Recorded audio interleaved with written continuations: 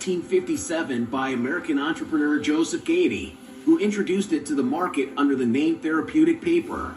In its early years, it was sold in packages of pre-cut sheets, but a key innovation came in 1890 with the invention of the roll format, revolutionizing its use and making it more practical and accessible.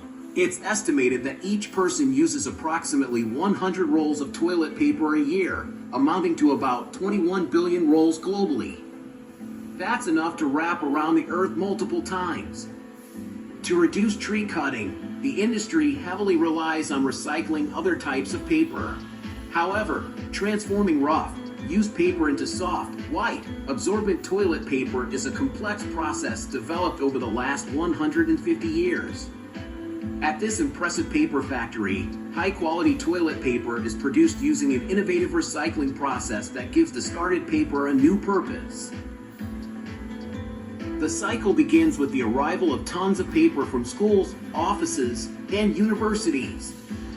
Every sheet that enters the plant undergoes a meticulous selection process, distinguishing between office paper, magazines, and newspapers that meet rigorous purity standards. Like alchemy, only the brightest and highest quality papers are chosen for this remarkable transformation. These high-quality papers have strong fibers and are easy to process into soft toilet paper. Once the paper is collected and sorted, it is temporarily stored in large bales. These compacted bales allow large amounts of recycled paper to take up less space, facilitating storage in the factory.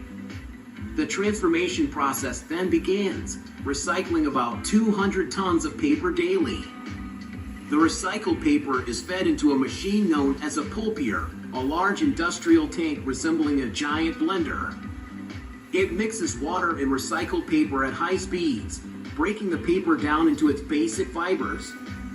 A large amount of water is added since the breakdown process requires the paper to be fully saturated to separate the fibers. This creates a watery suspension called pulp. Once inside the pulpier, rotating blades vigorously mix the paper and water. This agitation breaks the paper into small particles, releasing the cellulose fibers that originally made up the paper. The process lasts about 10 minutes. As the paper is agitated, the cellulose fibers separate, creating a fibrous liquid pulp. These fibers are long and flexible, essential for forming new sheets of paper. After the paper has been turned into pulp, impurities or unwanted materials must be removed. A series of screens to filter out larger particles that didn't dissolve. These screens act like sieves, capturing impurities larger than the cellulose fibers, such as staples, plastic bits, adhesives, and other residual materials. Despite undergoing several cleaning machines, the pulp remains dark due to its primary contaminant, ink. A common technique for removing ink is flotation. In this process, air is introduced into the pulp, creating bubbles. Special chemical agents called surfactants are added to the pulp to make ink particles adhere to the air bubbles. As the bubbles rise to the surface, they carry the ink particles with them, forming a foam that is skimmed off. Once de-inked, the pulp goes through rollers that squeeze out excess water, partially drying it to prepare it for bleaching. Rotating blades then cut the pulp to ready it for bleaching, transforming it from gray to white. The cellulose pulp, now recycled and impurity-free, still doesn't appear white due to lignin from materials like newspapers, which make up about 5 to 10% of the input. Removing lignin requires a chemical bleaching process inside a large tank called a bleach tower.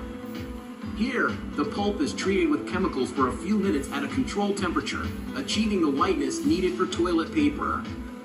To give toilet paper its characteristic strength and softness, two types of virgin fibers are used: short fibers from hardwood for brightness and softness, and long fibers from softwoods for durability.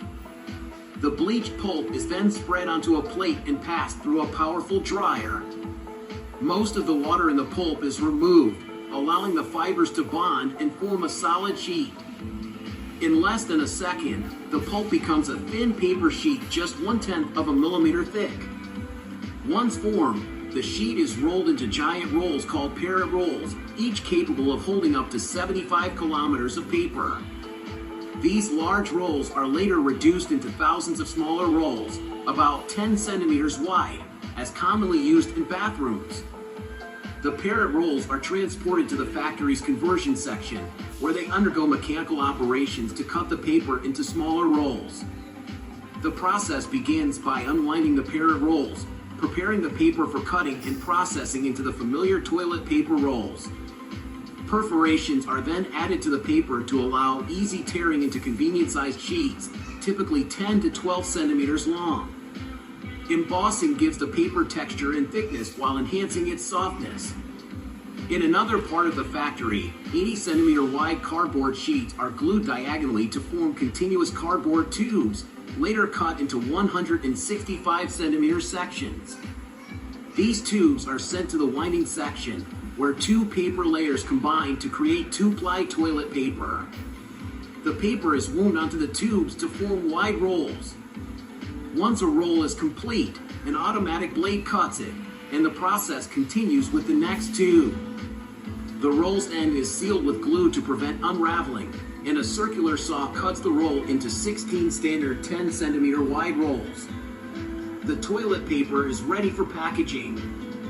Rolls intended for commercial use are individually wrapped in paper, while household rolls are packaged in clear plastic in bundles of 4 to 30 units. And that's how, in about 15 hours, tons of used paper